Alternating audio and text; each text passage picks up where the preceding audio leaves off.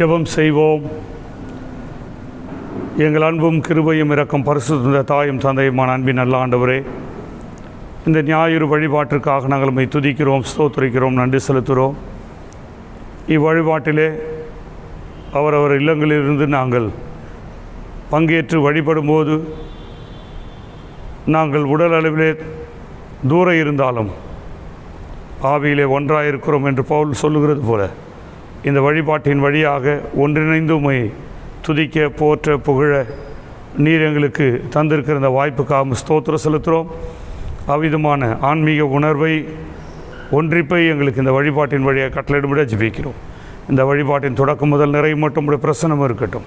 இந்த வழிபாட்டில் நாங்கள் எங்களுடைய இல்லங்களிலிருந்து ஆலயத்தில் வழிபடும்போது உணர்கின்ற உம்முடைய தேவ பிரசன்னம் எங்களில் பெருகும்படியாய், நாங்கள் உணரும்படியாய் நீர் எங்களுக்கு அருள் புரிய வேண்டும் என்று எங்கள் மீட்பர் பாதம் பணிந்து வேண்டுகிறோம். தாயும் தந்தையுமான அன்பின் நல்ல ஆண்டவரே, ஆமேன்.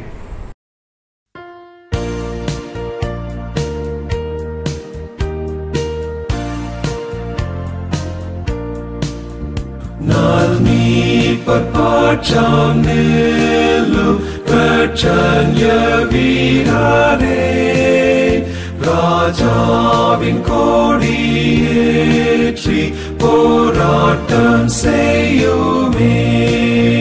சேனாதிபதி இயேசு மாற்றாரை மேற்கொள்வார். பின் வெற்றி கிரீடம் சூடி செங்கோலும் ஓச்சுவார்.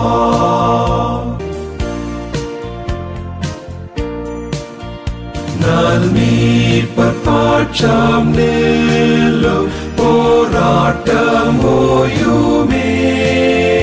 வெம்போரின் கோஷ்டம் வெற்றி பாட்டாக மாறுமே. மேற்கொள்ளும் வீரர் ஜீவ போர் கிரீடம் சூடுவார். விண்லோகநாதரோடு வீட்டார சாடுவார். நாம் கடவுளை தொழுவோம். கடவுள் ஆவியாயிருக்கிறார். அவரை தொழுது கொள்கிற ஆவியோடும் உண்மையோடும் அவரை தொழுது கொள்ள வேண்டும். நம்முடைய பிதாவாகிய கடவுளாலும் கர்த்தராகிய இயேசு கிறிஸ்துவினாலும் உங்களுக்கு கிருபையும் சமாதானமும் உண்டாவதாக. இது கர்த்தர் உண்டு பண்ணின நாள், இதிலே களி கூர்ந்து மகிழ கடவோம். கடவுள் ஒளியாயிருக்கிறார், அவரில் எவ்வளவேனும் இருள் இல்லை. அவர் ஒளியில் இருக்கிறது போல நாமும் ஒளியிலே நடந்தால் ஒருவரோடு ஐக்கியப்பட்டிருப்போம். அவருடைய குமாரனாகிய இயேசு கிறிஸ்துவின் இரத்தம் சகல பாவங்களை நீக்கி நம்மை சுத்திகரிக்கும்.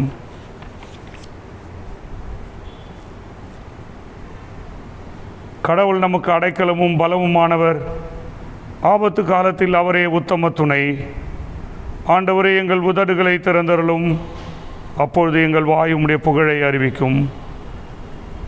பிதாவுக்கும் குமாரனுக்கும் தூய ஆவிக்கும் மகிமை உண்டாவதாக.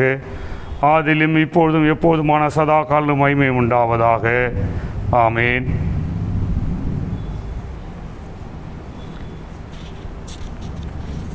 நாம் திரிய கடவுளை போற்றி ஜெபம் செய்வோம். எங்கள் தந்தையாம் கடவுளே, உமது வல்லமையாலும் ஞானத்தாலும் எல்லாவற்றையும் படைத்து உமது குமாரனை எங்கள் இரட்சகராக தரும்படி உலகத்தில் அன்பு கூர்ந்தீரே, உம்மை போற்றுகிறோம். குமாரனாம் கடவுளே, பாவத்தை தவிர்த்து எல்லாவற்றிலும் எங்களைப் போல் மனிதனாகி எங்கள் பாவங்களுக்காக ஒப்புக் கொடுக்கப்பட்டு எங்கள் நீதிக்காக உயிர்த்தெழும்பியவரே, உம்மை போற்றுகிறோம்.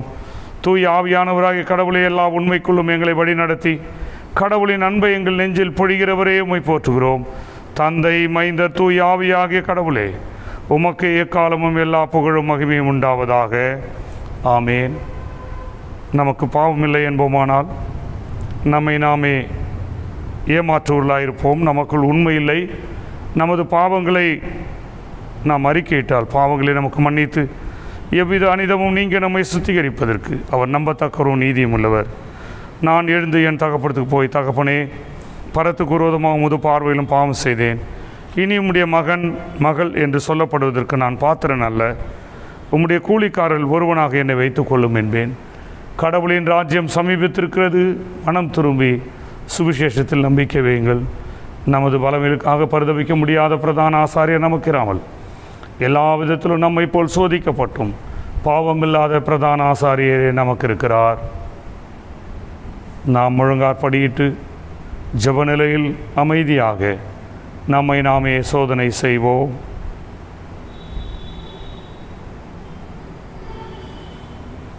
சர்வ வல்லமுள்ள கடவுளத்தில் நாம் நமது பாவங்களை மனத்தாழ்மையோடு அறிக்கையிடுவோம். சர்வ வல்லமையும் மிகுந்த இரக்கமுள்ள பிதாவே, தப்பிப்போன ஆடுகளைப் போல நாங்கள் உம்முடைய வழிகளை விட்டு வழுவி அலைந்து போனோம். எங்கள் இதயத்தின் யோசலுக்கும் விருப்பங்களுக்கும் மிகவும் இணங்கி நடந்தோம்.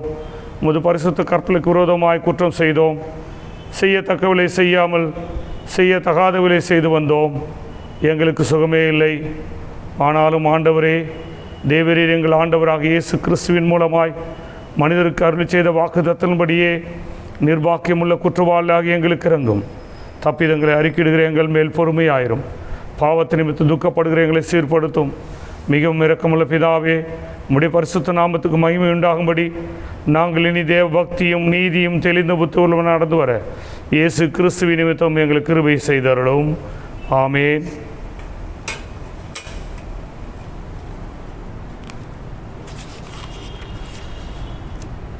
சர்வ வல்லமையும் மிகுந்த இரக்கமுள்ள ஆண்டவர் மன்னிப்பையும் பாவ நிமித்தை நமக்கு கட்டளையிட்டருளி வாழ்க்கையை சீர்படுத்துக்கான தமது காலத்தையும் தமது தூய ஆவியின் கிருபையும் தேற்றுதலையும் தந்தருள்வாராக. ஆமேன். ஆண்டவரை துதியுங்கள். ஆண்டவர் நாமம் துதிக்கப்படுவதாக. ஜெபம் செய்வோம். இந்நாளுக்குரிய சுருக்க ஜெபம்.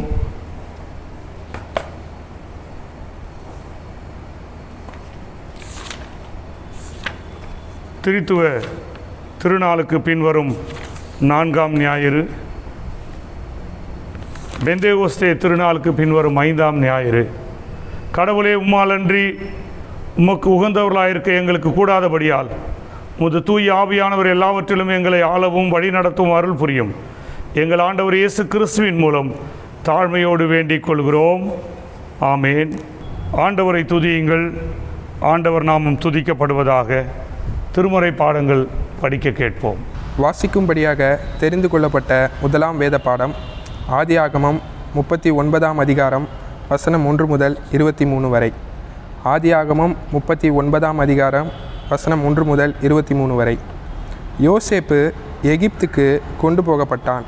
பார்வோனுடைய பிரதானியும் தலையாரிகளுக்கு அதிபதியுமாகிய போத்திபார் என்னும் எகிப்து தேசத்தான் அவனை அவ்விடத்திற்கு கொண்டு வந்து இஸ்மவேலரிடத்தில் விலைக்கு வாங்கினான். கர்த்தர் யோசேப்போடே இருந்தார். அவன் காரிய சித்தியுள்ளவனானான். அவன் எகிப்தியனாகிய தன் எஜமானுடைய வீட்டிலே இருந்தான்.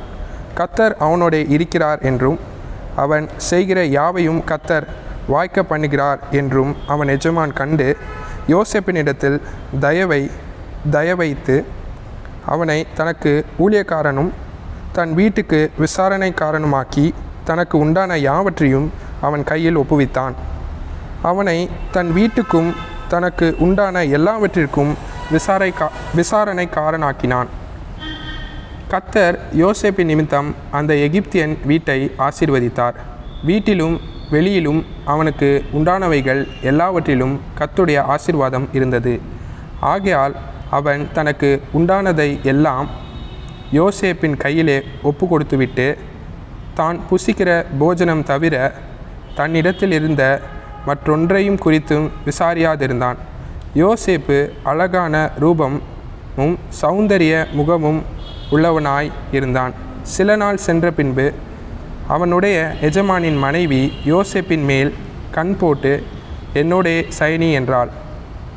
அவனோ தன் எஜமானுடைய மனைவியின் சொல்லுக்கு இணங்காமல் அவளை நோக்கி, இதோ வீட்டிலே என்னிடத்தில் இருக்கிறவைகளில் யாதொன்றை குறித்தும் என் ஆண்டவன் விசாரியாமல் தமக்கு உண்டான எல்லாவற்றையும் என் கையில் ஒப்புவித்திருக்கிறார். இந்த வீட்டிலே என்னிலும் பெரியவன் இல்லை.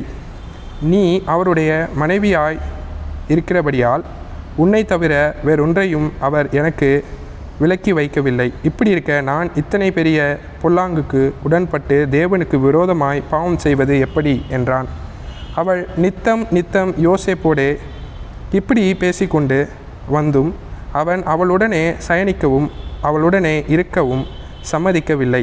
இப்படி இருக்கும்போது ஒரு நாள் அவன் தன் வேலையை செய்கிறதற்கு வீட்டுக்குள் போனான். வீட்டு மனிதரில் ஒருவரும் வீட்டில் இல்லை. அப்பொழுது அவள் அவனுடைய வஸ்திரத்தை பற்றி பிடித்து, என்னோடே சயனி என்றாள். அவனோ தன் வஸ்திரத்தை அவள் கையில் விட்டு வெளியே ஓடிப்போனான்.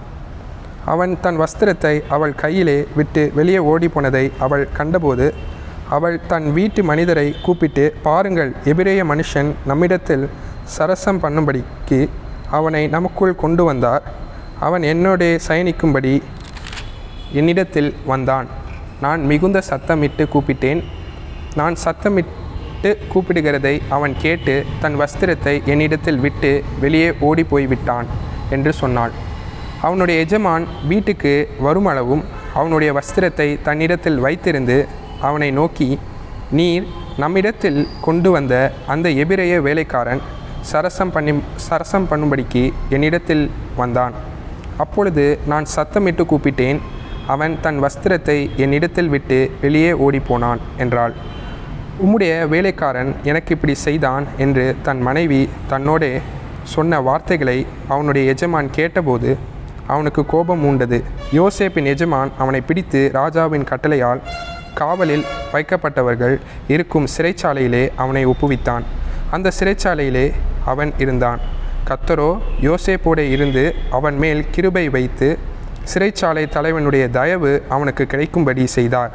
சிறைச்சாலை தலைவன் சிறைச்சாலையில் வைக்கப்பட்ட யாவரையும் யோசேப்பின் கையிலே ஒப்புவித்தான். அங்கே அவர்கள் செய்வதெல்லாவற்றையும் யோசேப்பு செய்வித்தான். கர்த்தர் அவனோடு இருந்தபடியினாலும் அவன் எதை செய்தானோ அதை கர்த்தர் வாய்க்க பண்ணினபடினாலும் அவன் வாசமாயிருந்த யாதொன்றையும் குறித்து சிறைச்சாலை தலைவன் விசாரிக்கவில்லை. வாசிக்கும்படியாக தெரிந்து கொள்ளப்பட்ட முதலாம் வேத பாடம் வாசித்தாயிற்று. கிறிஸ்துவுக்கே மகிமை உண்டாவதாக. வாசிக்கும்படியாக கொடுக்கப்பட்டுள்ள இரண்டாம் வேத பாடம் எபிரேயர் 12ஆம் அத்தியாயம் வாக்கியங்கள் 1-11 வரை. எபிரேயர் 12 1-11 வரை. ஆகையால் மேகம் போன்ற இத்தனை திரளான சாட்சிகள் நம்மை சூழ்ந்து கொண்டிருக்க, பாரமான யாவற்றையும் நம்மை சுற்றி நெருங்கி நிற்கிற பாவத்தையும் தள்ளிவிட்டு, விசுவாசத்தை துவக்கிறவரும் முடிக்கிறவருமாய் இருக்கிற இயேசுவை நோக்கி நமக்கு நியமித்திருக்க ஓட்டத்தில் பொறுமையோடு ஓடக் கடவோம். அவர் தமக்கு முன் வைத்திருந்த சந்தோஷத்தின் பொருட்டு அவமானத்தை எண்ணாமல் சிலுவையை சகித்து தேவனுடைய சிங்காசனத்தின் வலது பாரசத்தில் வீற்றிருக்கிறார். ஆகையால் நீங்கள் இளைப்புள்ளவர்களாய் உங்கள் ஆத்துமாக்களில் சோர்ந்து போகாதபடிக்கு தமக்கு விரோதமாய் பாவிகளால் செய்யப்பட்ட இவ்விதமான விபரீதங்களை சகித்து அவரையே நினைத்து கொள்ளுங்கள். பாவத்திற்கு விரோதமாய் போராடுகிறதில் இரத்தம் சிந்தப்படத்தக்கதாக நீங்கள் இன்னும் எதிர்த்து நிற்கவில்லையே. அன்றியும் என் மகனே, கர்த்தருடைய சிட்சையை அற்பமாக எண்ணாதே. அவரால் கடிந்து கொள்ளப்படும் போது சோர்ந்து போகாதே. கர்த்தர் எவனிடத்தில் அன்பு கூறுகிறாரோ அவனை அவர் சிட்சித்து தாம் சேர்த்து கொள்ளுகிற எந்த மகனையும் தண்டிக்கிறார் என்று பிள்ளைகளுக்கு சொல்லுகிறது போல உங்களை சொல்லியிருக்கிற புத்திமதியை மறந்தீர்கள். நீங்கள் சிட்சையை சகிக்கிறவர்களாய் இருந்தால் தேவன் உங்களை புத்திரராக எண்ணி நடத்துகிறார். தகப்பன் சிட்சையாது புத்திரனோடே எல்லாருக்கும் கிடைக்கும் சிட்சை உங்களுக்கு கிடைத்திருந்தால் நீங்கள் புத்திரராய் இராமல் வேசி பிள்ளைகளாய் இருப்பீர்களே. அன்றியும் நம்முடைய சரீரத்தின் தகப்பன்மார்கள் நம்மை சிட்சிக்கும்போது அவர்களுக்கு நாம் அஞ்சி நடந்திருக்க, நாம் பிழைக்கத்தக்கதாக ஆவிகளின் பிதாவுக்கு வெகு அதிகமாய் அடங்கி நடக்க வேண்டுமல்லவா? அவர்கள் தங்களுக்கு நலமென்று தோன்றினபடி கொஞ்ச காலம் சிட்சித்தார்கள். இவரோ தம்முடைய பரிசுத்தத்துக்கு நாம் பங்குள்ளவர்களாகும் பொருட்டு நம்முடைய பிரயோஜனத்துக்காகவே நம்மை சிட்சிக்கிறார். எந்த சிட்சையையும் தற்காலத்தில் சந்தோஷமாய் காணாமல் துக்கமாய் காணும். ஆகிலும் பிற்காலத்தில் அதில் பழகினவர்களுக்கு அது நீதியாகிய சமாதான பலனை தரும். வாசிக்கும்படியாக கொடுக்கப்பட்டுள்ள வேத பாடம் வாசித்து ஒன்றாயிற்று. கிறிஸ்துவே உமக்கே ஸ்தோத்திரம் உண்டாவதாக. ஆமேன். வாசிக்கும்படியாக தெரிந்து கொள்ளப்பட்டது சங்கீதம் 17ஆம் அதிகாரம். கர்த்தாவே, நியாயத்தை கேட்டருளும், என் கூப்பிடுதலை கவனியும். கபடமில்லாத உதடுகளினின்று பிறக்கும் என் விண்ணப்பத்திற்கு செவிகொடும். உம்முடைய சந்நிதியிலிருந்து என் நியாயம் வெளிப்படுவதாக. உம்முடைய கண்கள் நியாயமானவைகளை நோக்குவதாக. நீர் என் இருதயத்தை பரிசோதித்து ராக்காலத்தில் அதை விசாரித்து என்னை புடமிட்ட பார்த்தும் ஒன்றும் காணாதிருக்கிறீர். என் வாய் மீறாதபடிக்கு தீர்மானம் பண்ணினேன். மனுஷரின் செய்களை குறித்து நான் உம்முடைய உதடுகளின் வாக்கினாலே துஷ்டனுடைய பாதைகளுக்கு விளக்கமாய் என்னை காத்துக்கொள்கிறேன். என் காலடிகள் வழுவாதபடிக்கு என் நடைகளை உமது வழிகளில். தேவனே, நான் உம்மை நோக்கி கெஞ்சுகிறேன், எனக்கு செவி கொடுக்கிறீர். என்னிடத்தில் உம்முடைய செவியை சாய்த்து என் வார்த்தையை கேட்டருளும். உம்மை நம்புகிறவர்களை அவர்களுக்கு விரோதமாய் எழும்புகிறவர்கள் என்று உமது வலது கரத்தினால் தப்புவித்து ரட்சிக்கிறவரே, உம்முடைய அதிசயமான கிருபையை விளங்க பண்ணும். கண்மணியைப் போல என்னை காத்தருளும். என்னை ஒடுக்குகிற துன்மார்க்கருக்கும் என்னை சூழ்ந்து கொள்கிற என் பிராண பகைஞருக்கும் மறைவாக உம்முடைய செட்டைகளின் நிழலிலே என்னை காப்பாற்றும். அவர்கள் இனந்துண்ணி இருக்கிறார்கள், தங்கள் வாயினால் வீம்பு பேசுகிறார்கள். நாங்கள் செல்லும் பாதையில் இப்பொழுது எங்களை வளைத்து கொண்டார்கள். எங்களை தரையிலே தள்ளும்படி அவர்கள் கண்கள் எங்களை நோக்கி கொண்டிருக்கிறது. பீறுகிறதற்கு ஆவலுள்ள சிங்கத்துக்கும் மறைவிடங்களில் பதிவிருக்கிற பல சிங்கத்துக்கும் ஒப்பாயிருக்கிறார். கர்த்தாவே, நீர் எழுந்திருந்து அவனுக்கு எதிரிட்டு அவனை மடங்கபடியும். கர்த்தாவே, என் ஆத்துமாவை துன்மார்க்கனுடைய கைக்கு உம்முடைய பட்டயத்தினால் தப்புவியும். மனுஷருடைய கையுக்கும் இம்மையில் தங்கள் பங்கை பெற்றுகிற உலக மக்களின் கையுக்கும் உம்முடைய கரத்தினால் என்னை தப்புவியும். அவர்கள் வயிற்றை உமது திரவத்தினால் நிரப்புகிறீர். அவர்கள் புத்திர பாக்கியத்தினால் திருப்தி அடைந்து தங்களுக்கு மீதியான பொருளை தங்கள் குழந்தைகளுக்கு வைக்கிறார்கள். நானோ நீதியில் உம்முடைய முகத்தை தரிசிப்பேன். நான் விழிக்கும்போது உமது சாயலால் திருப்தியாவேன் என்றார். பெண்களே, வாசிக்க முடியாது தெரிந்து கொள்ளப்பட்ட வேத பாடம் ஆசித்தாயிற்று.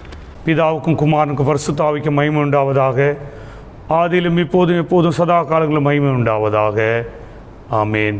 இந்நாளுக்கு என்று கொடுக்கப்பட்டிருக்கிற நற்செய்தி பகுதி தூய யோவான் எழுதின அருட்செய்தி நூல் 1ஆம் அத்தியாயம் 43ஆம் வாக்கியம் முதல் 51ஆம் வாக்கியம் வரை உள்ள கடவுளுடைய வார்த்தையை நாம் வாசிக்க கேட்போம். தூய யோவான் எழுதின அருட்செய்தி நூல் 1ஆம் அத்தியாயம் இறை வார்த்தைகள் 43 தொடங்கி 51 வரை.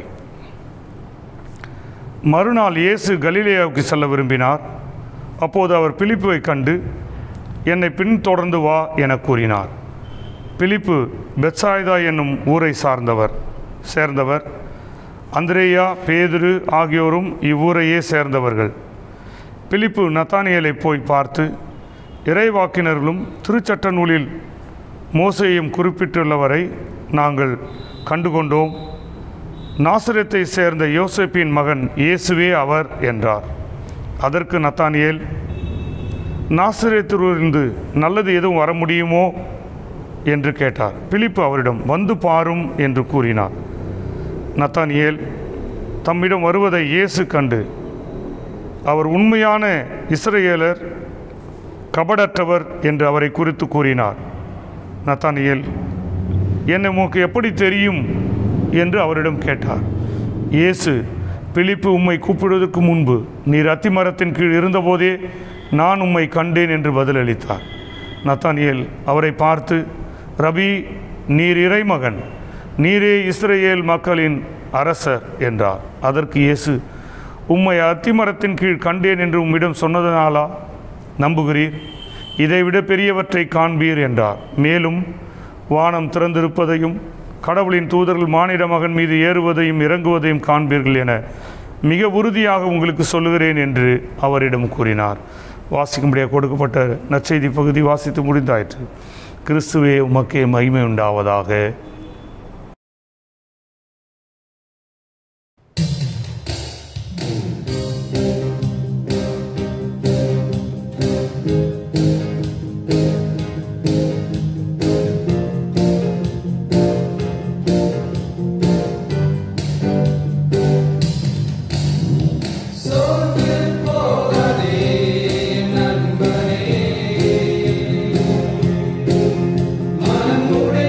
போக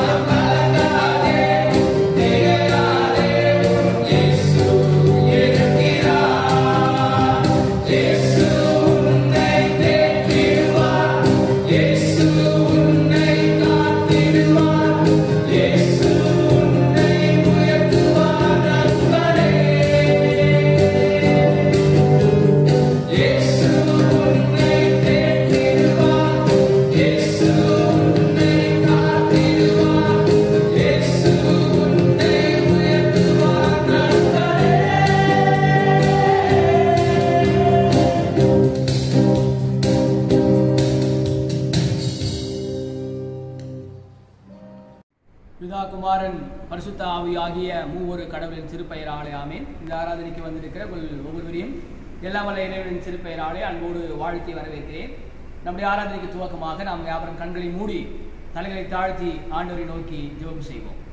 எங்கள் அன்பின் பரிசுத்தம் உள்ள பிதாவையும் ஸ்தோத்திரிக்கிறோம், துதிக்கிறோம். அப்பா, இந்த மன மகிழ்ச்சியான ஆசீர்வதிக்கப்பட்ட ஓய்வு நாளின் காலை வேளைக்காக நன்றியோடு ஸ்தோத்திரிக்கிறோம்.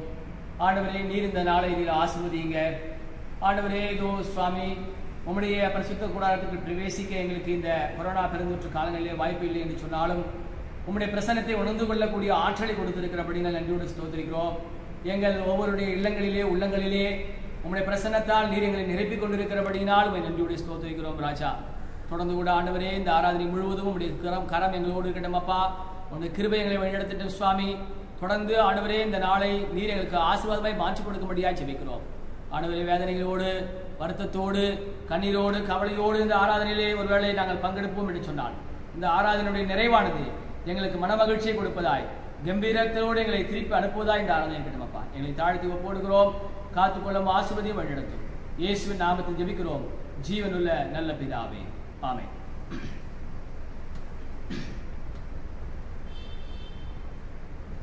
நாம் மறுபடியும் இந்த நாளிலே கண்களை மூடி தலைகளை தாழ்த்தி ஆண்டவரை நோக்கி ஜெபம் செய்வோம்.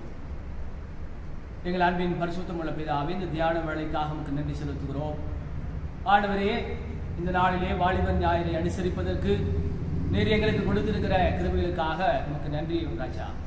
உடைய வேதத்தை தியானிக்கிற பொழுது உடைய வேதத்தின் ஆழங்களையும் அதிசயங்களையும் பார்க்கும்படிக்கு எங்கள் கண்களையும் உள்ளங்களையும் திறந்தரலும். எங்கள் கவனம் சிதறிப்போகாதபடிக்கு மனதையும் ஒருமுகப்படுத்தும். இயேசுவின் நாமத்தில் ஜெபிக்கிறோம் ஜீவனுள்ள நல்ல பிதாவே, ஆமென்.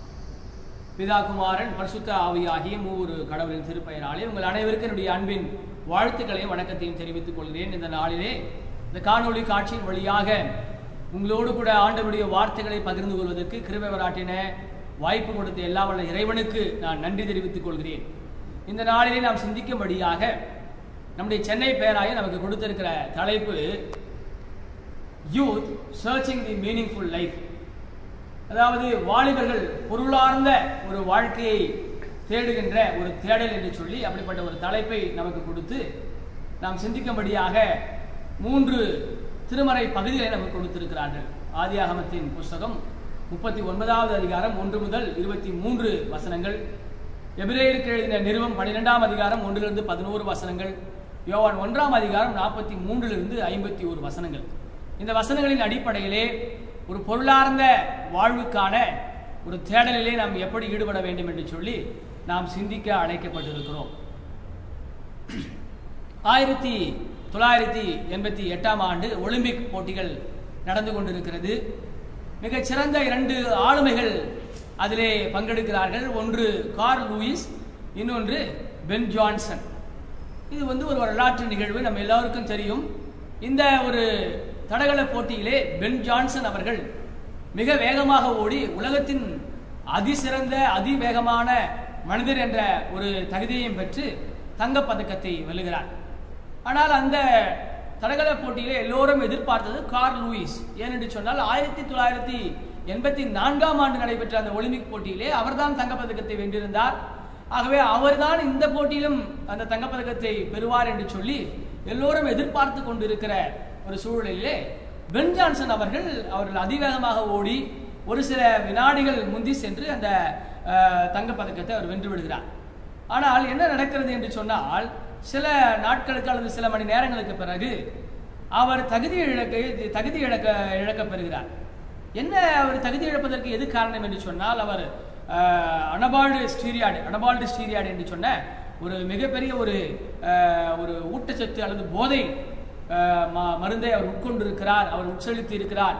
ஆகவே அவர் தகுதி நீக்கம் பெறுகிறார் என்று சொல்லி அவரிடத்திலிருந்து அந்த தங்கப்பதக்கத்தை எடுத்து 2வது இடத்தை பெற்ற இந்த கார்ல் லூயிஸுக்கு அவர்கள் கொடுக்கிறார்கள். நான் எதற்கு இந்த ஒரு சிறிய ஒரு வரலாற்று நிகழ்வை நான் சொல்கிறேன் என்று சொன்னால், கிறிஸ்துவுக்கு பிரியமான தேவஜனமே, நாம் ஓடுகின்ற பொழுது நம் வாழ்க்கையிலே பல்வேறு ஓட்டங்களை நாம் மேற்கொள்கிறோம்.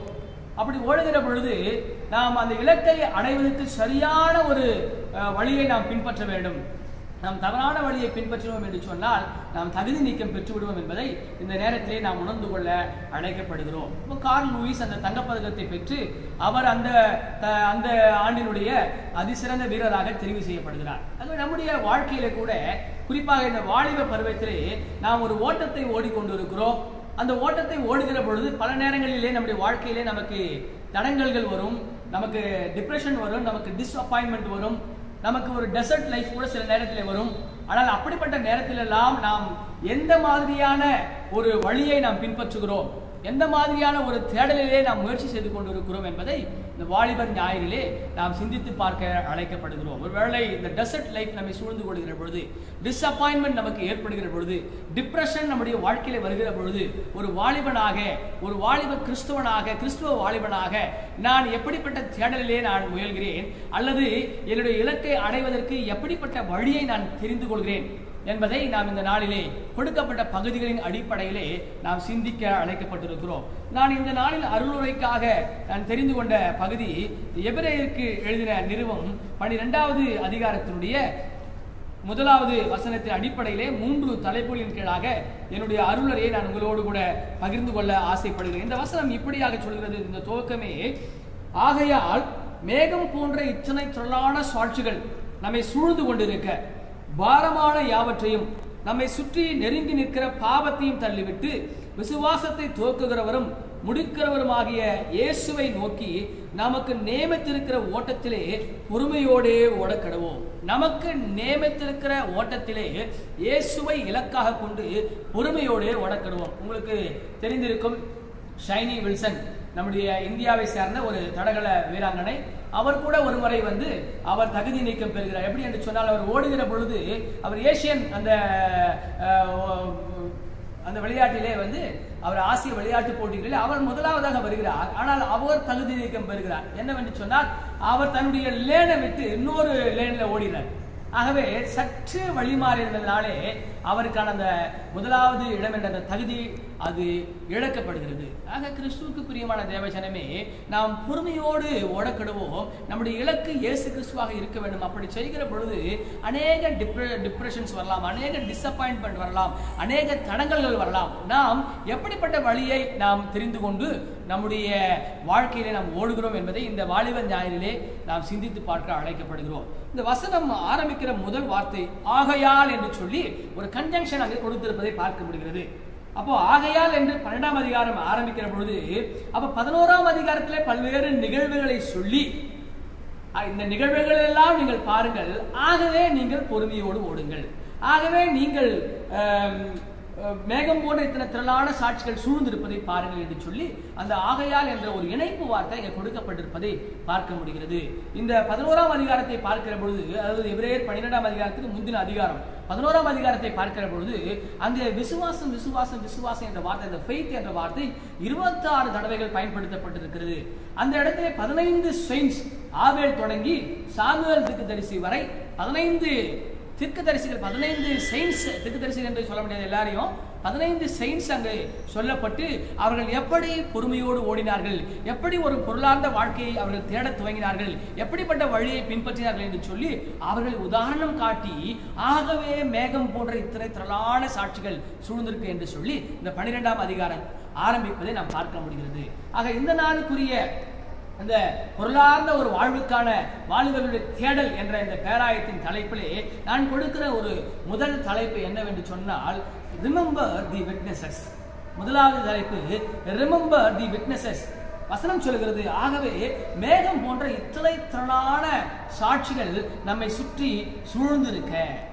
கிறிஸ்துவுக்கு பிரியமான வாலிபர்களே, தேவ ஜனமே, இந்த வாலிபர் ஞாயிறை அனுசரித்துக் கொண்டிருக்கிற நாம் ஒருவேளை யோசித்து பார்க்கணும். நம்முடைய வாலிப வாழ்க்கையிலே சில நேரங்களிலே நம்முடைய ஓட்டத்திலே சலிப்புகள் ஏற்படுகிறது, சில நேரத்தில் நம்முடைய ஓட்டத்திலே வெறுப்புகள் ஏற்படுகிறது, சில நேரத்தில் நம்முடைய ஓட்டத்தை குறித்து ஒரு இயலாமையை நாம் சந்திக்க நேரிடுகிறது. அப்படிப்பட்ட நேரத்தில் எல்லாம் நமக்கு வாழ்க்கையின் மீது ஒரு வெறுப்பு வருவதை பார்க்க முடிகிறது.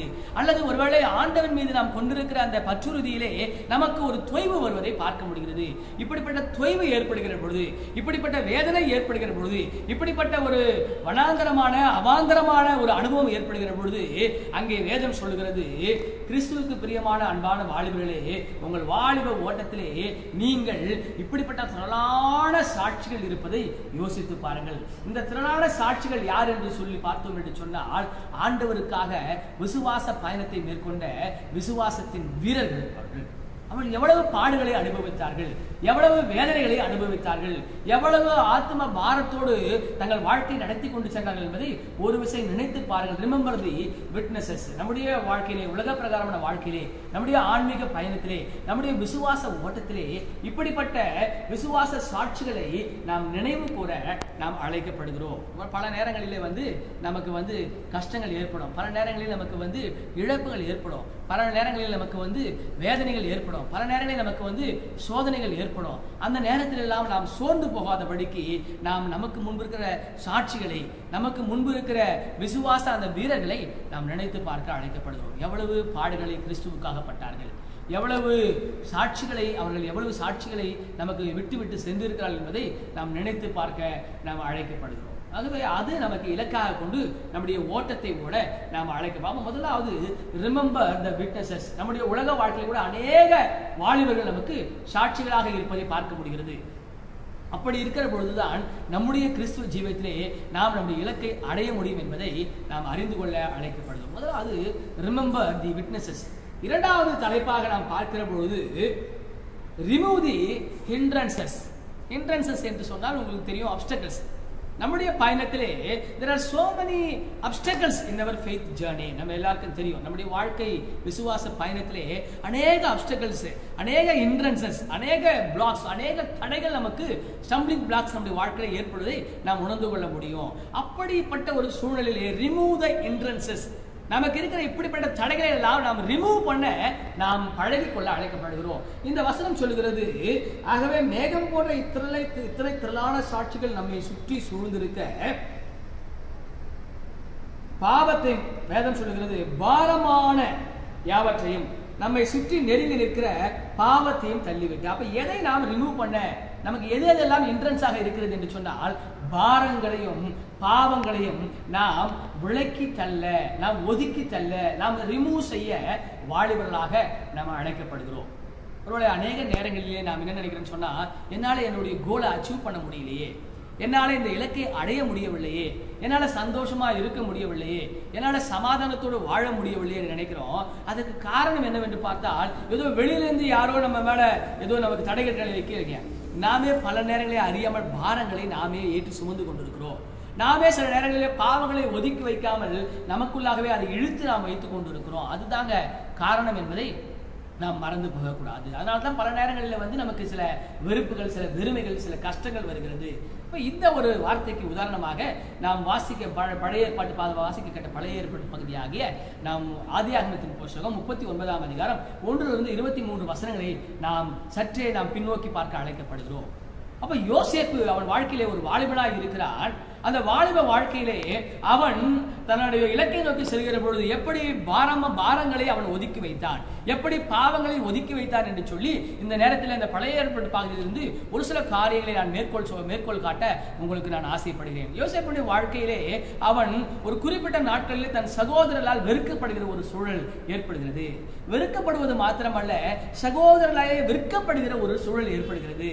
அப்ப சகோதரனால் விற்கப்பட்டு, அவன் தகப்பனை விட்டு பிரித்தெடுக்கப்பட்டு, அவன் சொந்த அந்த ஊரை விட்டு பிரித்தெடுக்கப்பட்டு, அவனுடைய எல்லா விதமான அவனுடைய பண்பாடு, அவனுடைய கலாச்சாரம், அவனுடைய வாழ்வியல் முறை, அவனுடைய உணவு பழக்க வழக்கம், அவனுடைய சொந்த கிராமம் எல்லாவற்றையும் விட்டு அவன் விலக்கப்பட்டு பிரித்தெடுக்கப்பட்டு வேற ஒரு புதுமையான ஒரு இடத்திற்கு அவன் அழைத்து கொண்டு செல்வதை பார்க்க முடிகிறது. அப்போ யோசித்து பாருங்கள், அந்த யோசேப்புடைய அந்த ஜேர்னியை பாருங்க. அன்றைக்கு அவன் அந்த தகப்பனுடைய சகோதரர்களிடத்திலிருந்து அவன் விற்கப்பட்டு, அடிமையால் விற்கப்பட்டு அந்த போத்திபாருடைய இல்லத்திற்கு அவன் செல்லுகிற வரை அவனுடைய பயணத்தை நாம் யோசித்து பார்க்க அழைக்கப்படுகிறோம். உங்களுக்கு தெரியும், ஆபிரகாம், ஈசாக்கு, யாக்கோபு எல்லாம் ஒரு நொமாடிக் லைஃபை வாழ்ந்தார்கள். ஒரு நாடோடி பாரம்பரியத்தில் இருந்தவர்கள். அவர்களுடைய தொழில் ஆடு மாடு மேய்ப்பது. அவர்கள் தொழில் ஊராக செல்வது.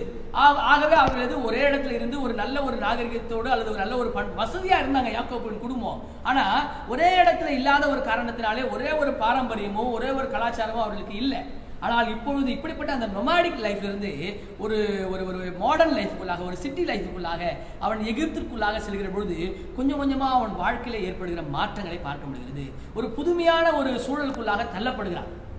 ஒரு பழமொழி சொல்லுவாங்க, என்னன்னு சொன்னா வந்து when in Rome, அதாவது நீ ரோமில் இருக்கிற பொழுது ரோமாபுரியனை போல அல்லது ரோமனை போல சிந்தி. நீ ரோமில் இருக்கிற பொழுது அப்ப நம்ம கிராமங்களை விட ஒரு பழமொழி சொல்லுவது நம்ம பார்க்க முடியுது. அதாவது பாம்பு சாப்பிட்ற ஊருக்கு போனா நடுத்துண்டு எனக்கு கொடுங்கன்னு சொல்லுங்கன்னு சொல்லுவாங்க. ஊரோடு ஒத்து வாழுங்க என்று சொல்லுவாங்க. அதாவது நீ எந்த இடத்துல இருக்கிறாயோ அந்த சூழலுக்கு உன்னை ஃபிட் பண்ணிக்க, சர்வைவல் ஆஃப் த ஃபிட்டஸ்ட் என்று சொல்லுவார்கள். ஆனால் பாருங்க, யோசேப்பு ரோமாபுரிக்கு செல்கிறான். அவன் ரோமனை போல மாறிடலை, ஒரு புதிய ஒரு பழக்கத்துக்குள்ளாக செல்கிறான். நாங்கள் பார்க்கிற பொழுது அவன் அப்படியே அந்த எகிப்து பாரம்பரியத்தை குறித்து நம்ம எல்லாருக்கும் தெரியும். அவர்கள் வந்து கலாச்சாரத்திலே பண்பாட்டிலே சுரந்தவர்கள். அந்த பிரமிடெல்லாம் அப்பவே அவர்கள் கட்டியிருந்தார்கள். பார்த்தா இவன் வந்து ஒரு நாடோடியாக ஒரு காட்டிலே அல்லது ஒரு பயிர்கள் செய்கிற ஒரு இடத்துல இருக்கிறவன் வேற ஒரு இடத்துக்கு போறான். அந்த இடத்துல போன உடனே அவன் வந்து தன்னை வந்து வேற மாதிரி அவன் மாற்றிக்கலைங்க. தன்னுடைய சூழலுக்கு ஏற்ப, தான் இருக்கிற இடத்துக்கு ஏற்ப மாற்றிக்கலைங்க. சரி, அந்த இடத்துக்கு ஏற்ப நம்ம பழகிக்கலாம், அந்த இடத்துக்கு ஏற்ப நம்ம கேரக்டர் மாற்றிக்கலாம், நம்ம மாற்றிக்கலைங்க. அந்த இடத்துல பாரமான காரியங்களோ பாவமான காரியங்களோ தன்னை அணுகாதபடிக்கு அவன் பார்த்து கொண்டான். வேதம் சொல்லுகிறது, அவன் பார்ப்பதற்கு அழகாக இருந்தான். 39ஆம் அதிகாரம் 6ஆம் வசனத்தில் பார்க்கிற பொழுது அவன் சௌந்தரியமானாய் இருந்தான் என்று சொல்லப்பட்டிருக்கிறது. அவன் அழகானவனாய் இருந்தான் என்று சொல்லப்பட்டிருக்கிறது. நமக்கு இன்னொன்று தெரியும், எகிப்திய பெண்களை குறித்து நமக்கு தெரியும். எகிப்திய பெண்களும் அழகானவர்கள் நமக்கு தெரியும். உலக பேரழகு கிளியோபாட்ரா கூட அவர்கள் எகிப்தை சார்ந்தவர்கள் தான். ஆகவே அப்படிப்பட்ட அழகியான ஒரு போத்திபார் மனைவி, அழகான வாலிப வயதிலே இருக்கிற யோசேப்பு, அவன் வேற ஒரு இடத்துக்கு செல்கிறான். அந்த இடத்துக்கு செல்கிற பொழுது இங்க பாத்தீங்கன்னா ஆடு மாடு மேய்க்கிற இடம், அங்க எகிப்துல பாத்தீங்கன்னா எல்லாம் ஒட்டகம். இங்க பாத்தீங்கன்னா வேறு ஒரு கலாச்சாரம், வேறு ஒரு நேரம், வேறு ஒரு உணவு, வேறு ஒரு வாழ்க்கை முறை. அங்க பாத்தீங்கன்னா வேறு ஒரு வாழ்க்கை முறை. ஆகவே அந்த இடத்துக்கு ஏற்ற மாதிரி நம்ம மாற்றிக்கொண்டு, நம்மளதான் யாரும் பார்க்கல, அண்ணன் தம்பிங்க இங்க இல்லையே, அப்பா இல்லையே, நாம வணங்குகிற கடவுள் கூட இந்த இடத்துல இருக்கிறாரோ இல்லையோ அப்படின்லாம் யோசிக்காம அந்த இடத்துக்கு ஏற்றது போல அதனை மாற்றிக்கொள்ளாமல் அவன் பாவமான யாதொரு காரியமோ பாரமான யாதொரு காரியமோ தன்னை அணுகாதபடிக்கு பார்த்து கொண்டான் என்று வேதம் சொல்லுகிறது. அவன் எல்லாவற்றையும் ஒதுக்கி வைத்துவிட்டு, பாவத்தை ஒதுக்கி வைத்துவிட்டு, பாரத்தை ஒதுக்கி வைத்துவிட்டு தன்னை பரிசுத்தமாய் பார்த்து கொண்டான். ஒருவேளை கடவுள் இந்த இடத்துக்கு என்னை அழைத்து வந்திருக்கிறார் என்று சொன்னால் அவர் ஏதோ ஒரு திட்டத்திற்காக தன்னை அழைத்து கொண்டு வந்திருக்கிறார் என்பதை அவன் புரிந்து கொண்டான். ஏன்னா வேதா நீங்க கடைசி அந்த 39ஆம் அதிகாரத்தினுடைய துவக்கத்தையும் 39ஆம் அதிகாரத்தினுடைய நிறைவை நீங்க பார்த்தீர்கள் என்று சொன்னால், கர்த்தர் யோசேப்போடு இருந்தார், அவன் காரிய சுத்தியுள்ளவனானான், அவன் செய்வது எல்லாவற்றையும் அவர் வாய்க்கை செய்தார். கர்த்தர் யோசேப்போடு இருப்பதை சிறைச்சாலையின் அதிபர் போத்திபார் இப்படி எல்லாரும் கண்டுகொள்வதை பார்க்க முடிகிறது. ஆக கடவுள் தன்னோடு கூட இருக்கிறார் என்பதை அவன் உணர்ந்து கொண்டவனாய் இருக்கிறான். டாக்டர் பில்லிகிராம் அவர்கள் ஒரு முறை சொன்னார்கள், ஒரு மிகச்சிறந்த ஒரு on trusting God in the suffering world என்ற தன்னுடைய புத்தகத்திலே ஒரு காரியத்தை சொன்னார்கள். என்ன சொன்னார்கள் சொன்னா, the will of God will not take you where the grace of God will not sustain you. கர்த்தருடைய கிருபை போஷிக்காத ஒரு இடத்திற்கு கர்த்தருடைய சித்தம் உங்களை அழைத்து கொண்டு செல்லாது. ஒருவேளை கர்த்தர் ஒரு இடத்துக்கு உங்களை அழைத்து கொண்டு செல்கிறார், நீங்கள் ஒரு இடத்திற்கு செல்ல வேண்டியது, ஒரு தோல்வியை சந்திக்க வேண்டியது, ஒரு டிப்ரெஷனுக்குள்ளாக, ஒரு டிஸ்அப்பாயின்மெண்ட்டுக்குள்ளாக அல்லது ஒரு டெசர்ட் லைஃபுக்குள்ளாக ஒருவேளை நீங்கள் நடக்கிறீங்கன்னு சொன்னா கூட அந்த இடத்துல கூட ஆண்டவர் உங்களை போஷிக்க போகிறார். The will of God will not take you where the grace of God will not sustain you. கர்த்தருடைய சித்தம் போஷிக்காத ஒரு இடத்துக்கு, கர்த்தருடைய கிருபை போஷிக்காத ஒரு இடத்திற்கு கர்த்தருடைய சித்தம் உங்களை அழைத்து கொண்டு போகாது. அதை அவன் உணர்ந்து கொண்டவனாய், ஒருவேளை அவன் உணர்ந்து கொள்ளனா அந்த பாவத்தை தன் மீது ஏற்றுக்கொண்டிருப்பான், அந்த பாரத்தை அவன் தன் மீது ஏற்றுக்கொண்டிருப்பான். அவன் அதை ஏற்றுக்கலைங்க, அவன் வேணாம், அந்த இடத்துக்கு ஏற்ற மாதிரி நம்ம யாரும் பார்க்கலையே. கேரக்டர் பத்தி சொல்லுவாங்க, character is what you are when no one is looking you. ஒருத்தர் உன்னை பார்க்க முடியாத ஒரு இடத்துல நீ யாரா இருக்கு, அதுதான் உன் கேரக்டர் சொல்லுவாங்க. இந்த இடத்துல யாரும் நம்மளை பார்க்கலையே, போத்திபார் கூட நம்மளை பார்க்கலையே, ஆகவே நாம் இவளோடு இருக்கலாம் என்று ஒருவேளை அவளோடு அவன் இருந்திருந்தால் அவன் வாழ்க்கை மகிழ்ச்சியா இருந்திருக்கும். ஆனால் பாவத்தையும் பாரத்தையும் சுமந்தவனாய் அவன் மாறி போயிருப்பான். அவன் பாருங்க, எதையும் அவன் ஏற்றுக்காம அந்த இலக்கை அவன் மையமாக வைத்து வாழ தொடங்குகிறான். நீங்க ஆதியாகமத்தின் புத்தகம் 50வது அதிகாரம் 20வது வசனத்தில் வாசித்து பாருங்கள். அழகாக தன்னுடைய சகோதரரை பார்த்து சொல்லுவான், நீங்கள் எனக்கு தீமை செய்ய நினைத்தீர்கள், ஆனால் இப்பொழுது நீங்கள் பார்க்கிறபடிக்கு வெகுஜனங்களை உயிரோடு காக்கும்படிக்கு கர்த்தர் அதை எனக்கு நன்மையாக மாற்றினார். நீங்கள் எனக்கு தீமை செய்ய நினைத்தீர்கள், கர்த்தரோ அதை எனக்கு நன்மையாக மாற்றி முடித்தார். ஒருவேளை அந்த பாவத்துல அவன் ஏற்றுக்கொண்டிருந்தான், அந்த பாரத்தை அவன் சுமந்தவனாக இருந்திருந்தான், இப்படிப்பட்ட வசனங்களை எல்லாம் சொல்வதற்கான சாட்சியாக அவன் வாழ்ந்திருக்க முடியாது. ஆகவே ரிமூவ் த ஹிண்ட்ரன்சஸ். நம்முடைய வாழ்க்கையில கூட பல நேரங்களில் பிரச்சனைகள் வரும், சில நேரத்தில் வெறுமை வரும். அதாவது வந்து பாஸ்கல் என்ற ஒரு அறிஞர் சொன்னார், என்ன சொன்னார் சொன்னா, there is God shaped vacuum in everyone's heart. ஒவ்வொருத்தருடைய இதயத்திலையும் God shaped vacuum, ஒரு எம்ப்டினஸ், ஒரு வெற்றிடம், கடவுளாலேயே உருவாக்கப்பட்ட ஒரு வெற்றிடம் எப்பவுமே இருக்கும் சில நேரத்துங்கள்ல. அதை நான் மாத்திரம் பாரு, நான் அதை வந்து தீர்த்து வச்சிடறேன் பாரு, என் வாழ்க்கையில் ஒரு வெற்றிடம் வந்துடுச்சு, என் வாழ்க்கையில் ஒரு வெறுப்பு வந்துடுச்சு, என் வாழ்க்கையில் ஒரு தோல்வி வந்துடுச்சு சொல்லிட்டு அதை மாத்திரம் முயற்சி சேர்ந்து நான் இந்த பொருளாதார வாழ்வுக்கான தேடலை விட்டு வேறு வழியில் நம்ம போயிட்டேன்னு சொன்னா நம்முடைய வாழ்க்கையிலே நம்ம இலக்கை நோக்கி செல்ல முடியாது. பிரசங்கின் புஸ்தகம் 11ஆம் அதிகாரம் 9ஆம் வசனம் சொல்லுகிறது, வாலிபனே உன் இளமையிலே நீ சந்தோஷமாயிரு, உன் வாலிப வயதிலே உன் இருதயம் உன்னை பூரி பார்க்கட்டும், ஆனால் இவை எல்லாவற்றையும் குறித்து கர்த்தர் உன்னை கணக்கிலே கொண்டு வந்து நிறுத்துவார் என்பதை எப்பொழுது நினைத்துக்கொள். உன் மனதின், உன் கண்களின் காட்சியின்படி, உன் இருதயத்தின், உன் நெஞ்சின் நினைவுகளின்படி நீ நட, ஆனால் எல்லாவற்றையும் கடவுள் கணக்கிலே கொண்டு வந்து நிறுத்துவார் என்பதை ஒருபொழுதும் மறந்து விடாது. யோசிப்பு சொல்றாரு இல்ல, நான் எல்லாவற்றையும் கடவுள் எனக்கு இந்த என்னுடைய எஜமான ஒப்பு கொடுத்திருக்கிறார், நான் அவருக்கும் கடவுளுக்கும் முன்பாக நான் இப்பேற்பட்ட பொல்லாங்கை செய்வது எப்படி என்று சொல்லி அவன் பாவத்தை உணர்ந்தவனாய் இது பெரிய தப்பு என்பதை உணர்ந்து கொண்டு ரிமூவ் த ஹிண்ட்ரன்சஸ் என்று சொன்னேன். அந்த பாரத்தை, அந்த பாவத்தை தன்னை விட்டு ஒதுக்குவதை நாம் பார்க்க முடிகிறது. போப் பயஸ் தி 10th அவர் சொன்னார் ஒரு முறை, 10வது போப் ஆண்டவர் பயஸ் சொன்னாரு, the greatest sin of this century is the loss of sensitivity to sin. இந்த நூற்றாண்டுடைய greatest sin எது தெரியுங்களா? The greatest sin of this century is the loss of sensitivity to sin. அதாவது பாவம் செய்கிறோம் என்ற ஒரு உணர்வே இல்லாமல் பாவம் செய்வதுதான் the greatest sin என்று சொல்கிறார். ஆகவே அப்படிப்பட்ட ஒரு உணர்வோடு நாம் இருந்தோம் என்று சொன்னால் பாவத்தையும் பாரத்தையும் நாம் ஏற்றுக்கொண்டவர்களாய் நாம் மாறிவிடுவோம். ஆனால் யோசேப்பை போல இவ்வளவு பெரிய பாவத்தை நான் செய்வது எப்படி என்று சொல்லி ஒதுக்கி வைத்தோம் என்று சொன்னால் நாம் என்ன பண்ணுவோம்? பாவத்தையும் பாரத்தையும் ஒதுக்கி வைக்கிறாய், அதை நாம் ரிமூவ் பண்ணுகிறவர்களாய் நாம் மாறிப்போம் என்பதை நாம் மறந்து போகக்கூடாது. ஆக பொருளார்ந்த வாழ்வுக்கான தேடல் எது என்று பார்க்கிற பொழுது வாலிப வயதிலே முதலாவது ரிமெம்பர் த விட்னஸஸ். நமக்கு முன்பாக இருக்கிற திரளான சாட்சிகளை அவர்கள் நேரிய வாழ்க்கையிலே ஓடினார்கள். ஒருவேளை இந்த அனபால்டு ஸ்டீராய்டு என்று ஒரு போதைப் பொருளை உட்கொண்டதினாலே தன்னுடைய இலக்கிலிருந்து தவறி போன பென் ஜான்சனை போல அல்ல, அல்லது தன்னுடைய லேனை விட்டு இன்னொரு லேன்ல ஓடுறதுனால முதலாவது வந்த பிறகு கூட அந்த ஏசியன் கப்ல அவங்க ஏசியன் அந்த ஸ்போர்ட்ஸ்ல வந்து கப்பை தவற விட்ட ஷைனி வில்சனை போல அல்ல. மாறாக நான் ரிமெம்பர் த விட்னஸ். எப்படிப்பட்ட விட்னஸஸ்ங்க? ஆபேல் முதற்கொண்டு சாமுவேல் வரைக்கும் இருக்கிற திரளான விசுவாச கூட்டத்தார்.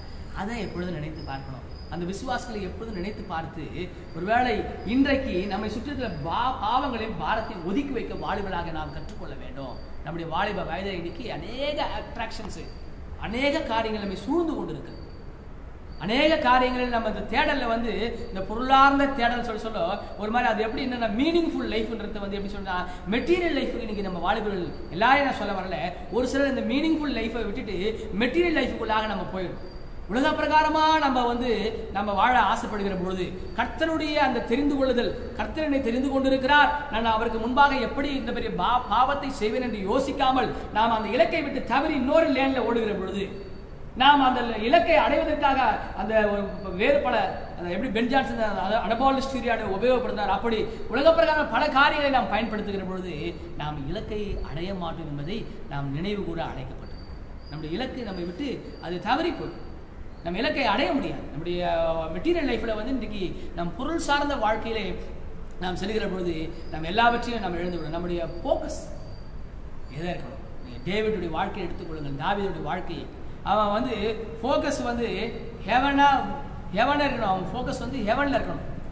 ஆனால் ஹெவனுக்கு பதிலாக அவன் வந்து உமனை பார்க்க ஆரம்பிச்சிட்டான். அவன் ஃபோக்கஸ் இங்கே ஆனதுனால கர்த்தர் சொன்னார், நீ இந்த ஆலயம் கட்டுகிற பணியை நீ செய்ய மாட்டேன். அங்கே இலக்கை அடைய முடியும். எவ்வளோ ட்ரை பண்ணுறாரு தாவீது, அடைய முடியல. காரணம் பாவங்களையும் பாரத்தையும் ஏற்றுக்கொண்டது. ஸோ ரிமூவ் தி ஹிண்ட்ரன்சஸ். முதலாவது வாலிப வயதில் முதலாவது நாம் ரிமெம்பர் த விட்னஸஸ். நான் வந்து திருமறையை சார்ந்து மாத்திரம், பைபிளை சார்ந்து மாத்திரம் சொல்லுங்க, நம்முடைய திருச்சபையை கூட நாம் சிந்தித்து பார்க்க அழைக்கப்படுகிறோம். இன்றைக்கு நம்ம வாலிபர் ஐக்கியத்தில் நாம் இருக்கிறோம். இன்றைக்கு வாலிபர் இயக்கத்தில் பொறுப்புகளில் இருக்கிறோம், அல்லது வந்து வாலிபர்களாக பல்வேறு காரியங்கள் எடுத்து செய்கிறோம். ஆனால் இதே நம்முடைய திருச்சபையிலே நமக்கு இன்றைக்கு இருக்கிற நம்முடைய மூத்தவர் உறுப்பினர்கள் அந்த வாலிப வயதை தாண்டி வந்திருக்கிறார்கள். அவர்கள் வாலிப வயதில் பட்ட கஷ்டங்கள், இந்த ஆலயத்தை கட்டி எழுப்புவதற்காக, இந்த ஆலயத்தை ஒரு மந்தையாக சேர்ப்பதற்காக, இந்த ஆலயத்தை ஒரு அடையாள சின்னமாக, ஆண்டவனுடைய மகிமையின் அடையாளமாக மாற்றுவதற்காக, அல்லது பல்வேறு வெகுஜன மக்களுடைய வாழ்வுக்கான அடையாளமாக இந்த திருச்சபையை, இந்த ஆலயத்தை மாற்றுவதற்காக அவர்கள் பட்ட பாடுகள், அதிலே அவர்கள் பட்ட கஷ்டிகள், அவர்கள் சந்தித்த தோல்விகள், அவர்கள் தாண்டி வந்த மகா வறட்சியான காலங்கள் எத்தனை நம்முடைய திருச்சபையில், நம்முடைய சொந்த திருச்சபையில், நம்முடைய மூத்த உறுப்பினர், நம்முடைய பெரியவர்கள், நம்முடைய அப்பாமார்கள், நம்முடைய அம்மாமார்கள், நம்முடைய அண்ணன்மார்கள், அதையெல்லாம் நாம் யோசித்து பார்க்க மேகம் போன்ற திரளான சாட்சிகள் நம்மை சுற்றிலும் சூழ்ந்திருக்க. ஏதோ திருமறையில மாத்திரம் இல்லைங்க, இன்றைக்கு நம்முடைய திருச்சபையிலும் இருக்கிறார்கள். அவர்களை நாம் யோசித்து பார்க்க அழைக்கப்படுவோம். அதை யோசித்து பார்த்து பாவமான யாவற்றையும் பாரமான யாவற்றையும் ஒதுக்கி தள்ளிவிட்டு, நான் இந்த உலகத்துக்கு ஏற்ற மாதிரி வாழ மாட்டேன், நான் சர்வைவால் அந்த ஃபிட்டஸ்ட் இல்லை, எந்த இடம் இருக்குதோ அந்த இடத்துக்கு ஏற்ற மாதிரி என்னை ஃபிட் பண்ணிக்கிறது, அப்படிப்பட்ட ஒரு மனிதனாக அல்ல. யோசேப்பை போல அவன் எகிப்தில் இருந்தாலும் அந்த இஸ்ராயேலுடைய தன்மை அவனை விட்டு விலகவில்லை. அவன் அப்படி புடமிடப்பட்ட தங்கத்தை போல அவன் எல்லாம் மாறி போச்சுங்க. ஒரு வில்லேஜ், ஒரு நொமாடிக் லைஃப்ல இருந்து ஒரு சிட்டி லைஃப்குள்ள போறாங்க, ஒரு செட்டில்மெண்ட் லைஃப்குள்ள போறாங்க. ஒரு பெயின்ஃபுல் லைஃப்ங்க, ஒரு பிட்டிஃபுல் லைஃப்ங்க, ஒரு பிரிசன் லைஃப்ங்க. எது போனாலும் அவன் கேரக்டர் கடைசி வரைக்கும் மாறவே இல்லைங்க. அதனால தான் வெகுஜனங்களுக்கு சாட்சியாக ஆண்டவருடைய உயர்த்துவதை பார்க்க முடிகிறது. அப்போ ரிமூவ் தி ஹிண்ட்ரன்சஸ் இரண்டாவது தலைப்பு. மூன்றாவது தலைப்பாக நான் பார்க்கிற பொழுது, முதலாவது நான் சொன்னேன், முதலாவது தலைப்பு வந்து ரிமெம்பர் த விட்னஸஸ், இரண்டாவது தலைப்பு ரிமூவ் த ஹிண்ட்ரன்சஸ், மூன்றாவது தலைப்பு ரெஸ்ட் ஆன் ஜீசஸ். மூன்றாவது தலைப்பு என்ன சொன்னா, ரெஸ்ட் ஆன் ஜீசஸ். வேதம் சொல்லுகிறது, பாவமான யாவற்றையும் பாரமான யாவற்றையும் ஒதுக்கி தள்ளிவிட்டு விசுவாசத்தை துவக்குகிறவரும் விசுவாசத்தை முடிக்கிறவருமாக இயேசுவை நோக்கி நமக்கு நியமித்திருக்கிற ஓட்டத்திலே பொறுமையோடே ஓடக்கடவோம். இயேசு கிறிஸ்து தாங்க ரெஸ்ட் ஆன் ஜீசஸ். இயேசு கிறிஸ்து தாங்க நமக்கு இலக்கு. அவரை நாம் இலக்காக கொண்டு அவரை நோக்கி ஓட அழைக்கப்படுகிறோம். அதுதாங்க நம்முடைய வாழ்க்கையில் இன்னைக்கு நமக்குடைய நற்செய்தி பாடமாகிய யோவான் 1ஆம் அதிகாரம் 43 51 வசனங்கள். அங்கே அநேக வாலிபர்களை ஆண்டவராக இயேசு கிறிஸ்து நம்முடைய பணிக்காக அவர்கள் அழைக்கிறார். அழைத்த அந்த சீடர்கள் தம்முடைய எல்லா பழைய பணிகளையும் விட்டுவிட்டு இயேசுவுக்காக தங்களை இணைத்துக் கொள்வதை நாம் பார்க்க முடிகிறது. இயேசுவுக்காக அந்த பயணத்தை தங்களை இணைத்துக் கொண்டு பொறுமையோடு இயேசுவை பின்பற்றி அவர்கள் ஓடுவதை, நடப்பதை அவர்கள் நாம் பார்க்க முடிகிறது. ஆகவே இயேசுவை இலக்காக கொண்டு பொறுமையோடு ஓடக்கடுவோம். வேகமா ஓடக்கூடாதுங்க. வேகமா ஓடின சில நேரத்தில் பதறி செய்கிற காரியம் செதறி போடுவாங்க, பதற காரியம் செதறிடுன்னு சொல்லுவாங்க. பொறுமையோடு ஓட கற்றுக்கொள்வோம். அந்த ஏன் பொறுமையோடு ஓடன்னு சொன்னா, சில நேரத்தில் வந்து நாம் போகிற பொழுது நமக்கு சில பிரச்சனைகள், நான் ஏற்கனவே சொல்ல அப்டக்கல்ஸ், there are so many obstacles, stumbling blocks, hindrances இருக்கும். அப்போ அது பொறுமையா நம்ம அணுகணும், பொறுமையா நம்ம காத்திருக்கணும், பொறுமையோடு காத்திருக்கணும்.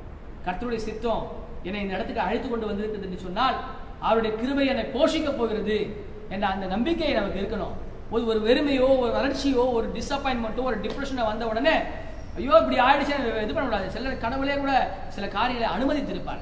there is God shaped vacuum in every man's heart. ஒவ்வொரு மனுஷனுடைய இதயத்திலும் கர்த்தரால் உருவாக்கப்பட்ட ஒரு வெற்றிடம், கர்த்தராலே உருவாக்கப்பட்ட ஒரு வறட்சியான காலம், கர்த்தராலே உருவாக்கப்பட்ட ஒரு தொய்வு சில நேரங்களில் ஏற்படும். கர்த்தர் சில நேரத்தில் நம்ம டெஸ்ட் பண்ணுவார், டெம்ப்ட் பண்ண மாட்டாருங்க, டெஸ்ட் பண்ணுவாங்க. கர்த்தர் எப்போ கடவுள் ஒரு நாள் டெம்ப்டேஷன் கடவுள்கிட்ட வரத்தே கிடையாது, டெஸ்ட் தான் கடவுள்கிட்ட வரும். நீங்கள் வாசித்தீங்கன்னு சொன்னால் யாக்கோபு 1ஆம் அதிகாரம் 13-14 வசனம் வந்து, ஒருவனை இனிமேல் ஒருவனும் கர்த்தர் என்னை சோதனைக்குள்ளாக பிரவேசிக்க பண்ண என்று சொல்லாதிருக்க கடவன் அவன் தன் சுய இச்சையினால் தன் சுய பாவத்தினால் இழுக்கப்பட்டு சோதிக்கப்படுகிறான். So temptation never comes from God, but test comes from God. Temptation வந்து நம்மளை டெஸ்ட்ராய் பண்ணிடுங்க, பட் டெஸ்ட் நம்மளை டெவலப் பண்ணுது. நம்முடைய வாழ்க்கையில் நம்ம அதை எப்பொழுதும் நாம் நினைத்து பார்க்க நம்ம அழைக்கப்படுகிறோம். நம்முடைய ஃபோக்கஸு உலக பிரகாரமான காரியமா, மெட்டீரியலிஸ்டிக் லைஃபா, மீனிங்ஃபுல் லைஃபா? அப்போ மீனிங்ஃபுல் லைஃபாக இருக்கணும், அதை நோக்கி நம்மளுடைய தேடல் இருக்குன்னு சொன்னால் நாம் இயேசுவை இலக்காக கொண்டு பொறுமையோடு ஓட நாம் அழைக்கப்பட்டிருக்கிறோம். ஆகவே இந்த வாலிப வயதிலே எனக்கு அன்பான வாலிப சகோதரர்களே சகோதரியே, நான் ஒரு வாலிபனாக நான் எதை ஆண்டவருக்காக நான் செய்திருக்கிறேன், ஆண்டவருடைய வாழ்க்கை பயணத்தில் எடுத்துக்கொண்டு என்று சொல்கிறார். எத்தனையோ வாலிபர்கள், இங்கே யோசேப்பை பார்த்தோம், எத்தனையோ வாலிபர்கள் ஆண்டவருக்காக தங்களுடைய வாழ்க்கையை தத்தம் செய்வதை பார்க்க முடிகிறது. ஒரு கிறிஸ்துவ வாலிபனாக என்னுடைய what is my contribution, what is my role as a Christian youth, என்னுடைய ரோல் என்ன, என்னுடைய கான்ட்ரிபியூஷன் என்ன, என்னுடைய திருச்சபைக்கு ஒரு கிறிஸ்துவ வாலிபனாக நான் எதை செய்திருக்கிறேன், என்னுடைய ஆண்டவருக்கு நான் ஒரு கிறிஸ்துவ வாலிபனாக எதை நான் சாட்சியாக வைத்திருக்கிறேன். ஒருவேளை என்னுடைய வாழ்க்கையை பார்த்து சொல்வார்களா, இத்தனை போன்ற இந்த திருச்சபையில் இருக்கிற இவ்வளவு மேகம் போன்ற திரளான வாலிபர் சகோதரருடைய சாட்சியை பாருங்கள் என்று என்னையோ என் வாலிபர் ஐக்கியத்தையோ என் திருச்சபையோ சுட்டி காட்ட முடியுமா என்ற அப்படிப்பட்ட ஒரு கேள்வி நம்முடைய உள்ளத்தில் எழ வேண்டும். அதை நாம் அந்த கேள்வி எழுகிற போது அதை நோக்கி நாம் பொறுமையோடு நாம் லட்சியத்தை நாம் கொண்டு நாம் செல்ல நாம் அழைக்கப்படுகிறோம். அது ரொம்ப ரொம்ப முக்கியங்க. நம்ம யோசேப்பினுடைய வாழ்க்கையை பார்த்தோம் என்று சொன்னாலும், இயேசு கிறிஸ்துவின் வாழ்க்கையை பார்த்தோம் சொன்னாலும், இங்கே எபிரேயர் புத்தகத்தை பார்த்தோம் என்று சொன்னாலும் அவ்வளவு அழகாய் நமக்கு சொல்லப்பட்டிருக்கிறது. Remember the witnesses, remove the hindrances, rest on Jesus. இயேசுவை இலக்காக கொண்டு வாழ்க்கையில் ஓடுங்கள். பிரச்சனைகளும் கஷ்டங்களும் வேதனைகளும் சோதனைகளும் நமக்கு எப்பொழுதும் வரும்.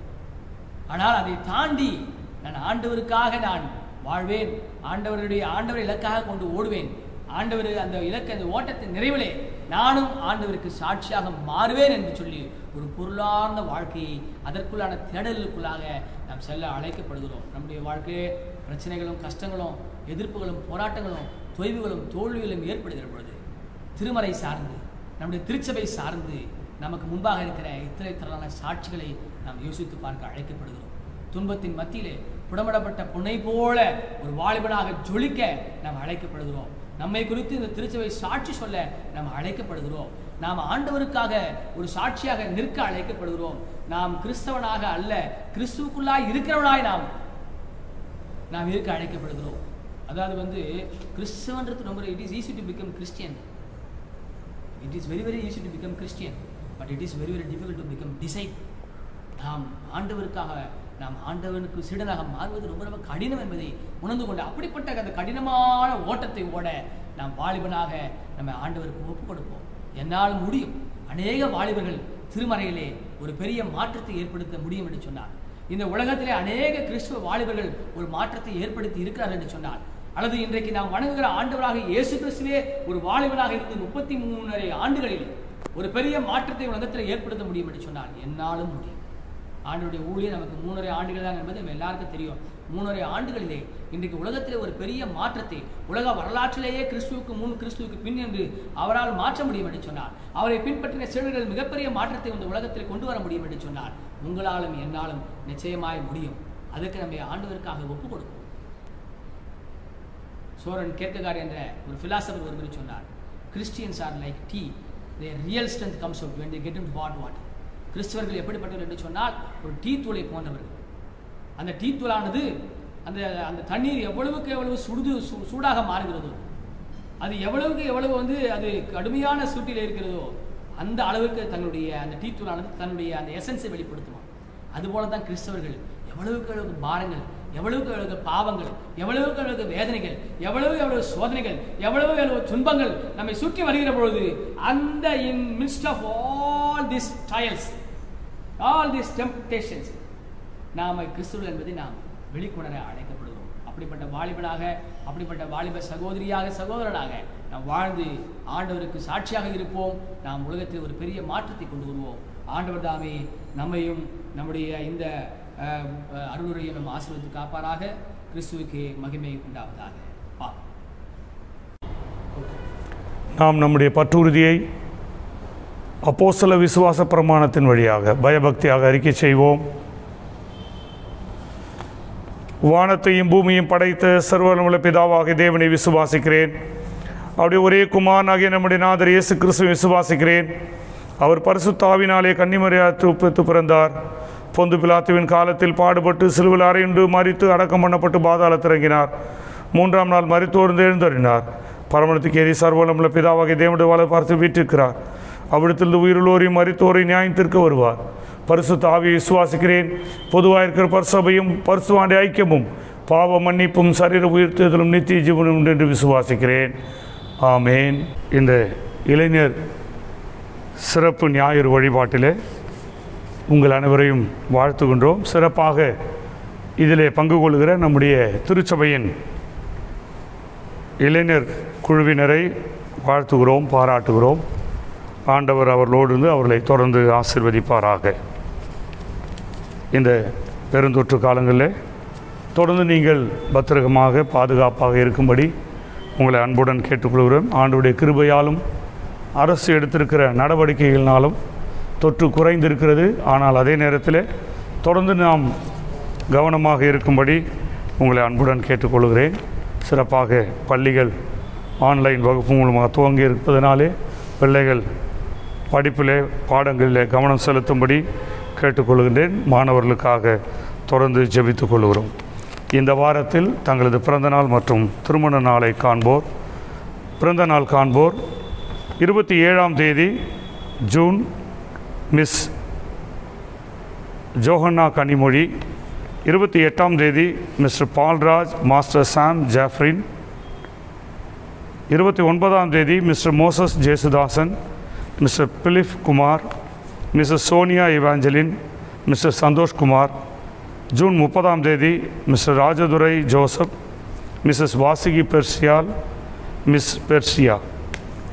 ஜூலை 1ஆம் தேதி Mr Hezekiah Raja, Mr Charles Hezekiah Raja, Mr Suyambu, Mrs Juliet Samuel, Mr Devanesan, Mr Mani Viswasam, Miss Divya, baby Susanna Michelle Peter, Miss J Neha Sherlin. July 2ஆம் தேதி Mr Caldwell Francis, baby Janet Gabriella. July 3ஆம் தேதி Mr Lazarus Manoah, Miss Deborah Petrina. இந்த வாரத்தில் தங்களது திருமண நாளை காண்போர் ஜூன் 28ஆம் தேதி Mr and Mrs Ambrose Kamaraj, Mr and Mrs John Daniel. 29ஆம் தேதி Mr and Mrs Stephen Sundarraj. July 2ஆம் தேதி Mr and Mrs Billy Daniel. July 3ஆம் தேதி Mr and Mrs Jayakumar Babu, Mr and Mrs Palraj.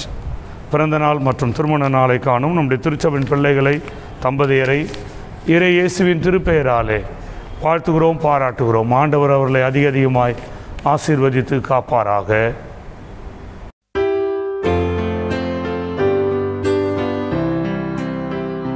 கர்த்தாவே யுக யுகமாய் எம் துணையாயினீர். நீர் இன்னும் வரும் காலமாய் எம் நம்பிக்கையாவீர்.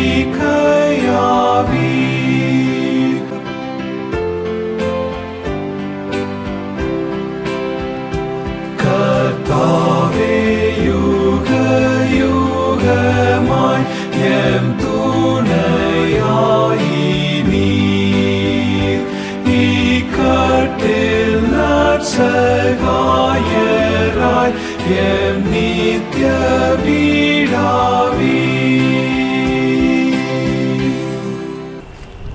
ஜெபம் செய்வோம்.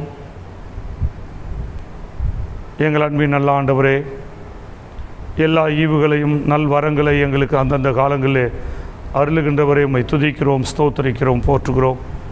இப்பொழுதும் பெயர்கள் வாசிக்கப்பட்ட அனைத்து பிள்ளைகளுக்காக, ஒருவேளை பெயர்கள் கொடுக்கப்படாமலோ வாசிக்கப்படாமலோ இன்னும் இந்த வழிபாட்டிலே ஆங்காங்கு பங்கேற்கிறவர்கள் இந்த வாரத்தில் தங்களது பிறந்த நாட்டிலையும் திருமண நாட்டிலை காண்பார்கள் என்று சொன்னார். அவர்கள் அனைவருக்காக நாங்கள் வேண்டுதல் செய்கிறோம். ஒவ்வொருவரையும் நீர் ஆசீர்வதியும். கடந்த ஆண்டு முழுவதும் இந்த பிள்ளைகளை கண்மணி போல காத்தீரே, அதற்காக ஸ்தோத்திரம் செலுத்துகிறோம். நீ தந்த நல்ல சுகபலன் ஜீவனுக்காக உமக்கு நன்றிகளை ஏறெடுக்கிறோம். இந்த பெருந்தொற்று காலங்களிலும் நீரும் இந்த பிள்ளைகளோடு குடும்பத்தாரோடு இருந்து பத்திரமாய் பாதுகாத்து இந்த நன்னாட்களை காண உதவுகின்றீரே, நன்றி செலுத்துகிறோம். அதே விதமாய் தங்களது திருமண நாளை காணுகிற அனைத்து தம்பதியருக்காக நாங்கள் நன்றி செலுத்துகிறோம். குடும்பத்தோடு இணைந்து பிள்ளைகளோடு தங்களுடைய நன்னாட்களை காண மகிழ நீர் அருள் புரியும்படியாக ஜெபிக்கின்றோம். இந்த பெரு தொற்று காலங்களிலும் இல்லற வாழ்விலே நீர் அவர்களை பாதுகாத்து பராமரித்து வந்த எல்லாமது ஆற்றலுக்காக உமக்கு நன்றி செலுத்துகிறோம். அனைவரும் பொற்பாதங்களை படைக்கிறோம். இதுபோல் ஒவ்வொரு ஆண்டும் தங்களுடைய நன்னாட்களை, பிறந்த நாட்களையும் திருமண நாட்களையும் குடும்பமாக, பிள்ளைகளாக, நண்பர்களாக கண்டு மகிழ்கின்ற பாக்கியத்தை நீர் கட்டளையிட்டு அவர்களை கரம் பற்றி தாங்கி வழிநடத்த வேண்டுமா வேண்டுகிறோம். இந்த வேளையில் கூட ஆண்டவரே, எங்களுடைய திருச்சபையின் அனைத்து குடும்பங்களுக்காக, சிறு பிள்ளைகள், கைக்குழந்தைகள், தாய்மார்கள், சகோதர சகோதரர்கள் ஒவ்வொருக்காக ஜெபிக்கிறோம். படிக்கிற பிள்ளைகளுக்கு வேண்டிய நல்ல ஞானத்தை தரும்படியாக வேண்டுகிறோம். இந்த கல்வி முறைகள், வாழ்வியல் முறைகள் மாற்றப்பட்டு இந்த பெருந்தொற்றினாலே பல்வேறு இடர்களை, இன்னல்களை மாணவ செல்வங்கள் மன அழுத்தங்களை சந்தித்திருக்கும் போது நீர் அவர்களுக்கு தேவையான துணையும் தைரியத்தையும் ஆண்டவர் மன வலிமையும் அறிவு ஆற்றலையும் இன்னும் அதிகமாய் கூட்டி வழங்கும்படியாக ஜெபிக்கிறோம். எதிர்காலங்களில் சிறந்த ஆண்டவரே பிள்ளைகளாக தலைவர்களாக வருவதற்கான வாய்ப்புகளை தொடர்ந்து நீர் கட்டளையிட்டு வழி நடத்தும்படியாக வேண்டுகிறோம். வாலிபர் சகோதர சகோதரர்களுக்காக ஜெபிக்கிறோம். பேராயம் முழுவதும் இந்த வாலிபர் சிறப்பு ஞாயிறை கொண்டாட நீர் அருள் பூர்வத்துக்காக நன்றி செலுத்துகிறோம். எங்களுடைய திருச்சபையின் வாலிபர்களுக்காக, குறிப்பாக வாலிபர் ஐக்கிய சங்கத்திற்காக, அந்த பொறுப்பாளர்களுக்காக இந்த வழிபாட்டிலே பொருளை தொற்று நிமித்தமாக அநேகர் பங்கு கொள்ள இயலாவிட்டாலும் தங்களுடைய ஆண்டவரே பாடல்கள் மூலமாக, திருமறை வாசிப்பு ஜபங்கள் மூலமாக இங்கே சொற்ப பேர் பங்கேற்றிருக்கிற அந்த வாலிபர்களை, அது அவருடைய கையின் பிரயாசங்களை, படிப்புகளை, அவருடைய குடும்பங்களை தொடர்ந்து ஆசிர்வதியும். உம்முடைய கிருபையினாலே இடைக்கட்டி எதிர்கால திருச்சபையின் தலைவர்களாக அவர்களை நீர் ஆயத்தப்படுத்தும்படியாக நான் ஜெபிக்கிறோம். குறிப்பாக தங்களுடைய படிப்புகளை, பயிற்சிகளை முடித்து வேலைவாய்ப்புக்கு காத்திருக்கிற வாலிப சகோதர சகோதரர்களுக்காக ஜெபிக்கிறோம். நல்ல வேலை வாய்ப்புகளை தாரும். அதே நம்ம திருமணத்துக்காக காத்திருக்கிற அன்பு சகோதர சகோதரிகளுக்கு நல்ல வரன்களை, வாழ்க்கை துணையை நீர் கட்டளையிடும்படியாய் அதற்காக பெற்றோர் எடுக்கிற முயற்சிகளை நீர் கைகூடி வர செய்ய வேண்டுமா நான் ஜெபிக்கிறேன். எல்லார வாழ்வில் இணைந்திருக்கிற இளம் தம்பதிகளுக்காக வேண்டுகிறோம். அவளுக்கு ஏற்ற நேரத்தில் பிள்ளை செல்வத்தை தந்து காத்து நீர் ஆசீர்வதிக்கும்படியாக நான் வேண்டுதல் செய்கிறோம். அதே வேணுமா ஆண்டவரை பேறு காலத்தில் இருக்கிற சகோதரிகளுக்காக வேண்டுகிறோம். நீர் துணையும் காலமாக இருந்து நல்ல சுகப்பிரசவத்தை ஏற்ற நேரத்தில் தாயும் செய்யுமாய் கட்டளையிடும்படியாக நாங்கள் வேண்டுதல் செய்கிறோம். இன்னும் படிப்பு பணி மற்ற பல்வேறு சூழல் நிமித்தமாக வெளியிடங்களில் இருக்கிற எங்களுடைய திருச்சபையின் பிள்ளைகள், தூர இடங்களில் இருக்கிற, குறிப்பாக வெளிநாடுகளில் தங்கியிருக்கிற படிக்கிற பிள்ளைகள், சகோதர சகோதரர் ஒவ்வொரு குடும்பத்தாருக்காக வேண்டுகிறோம்.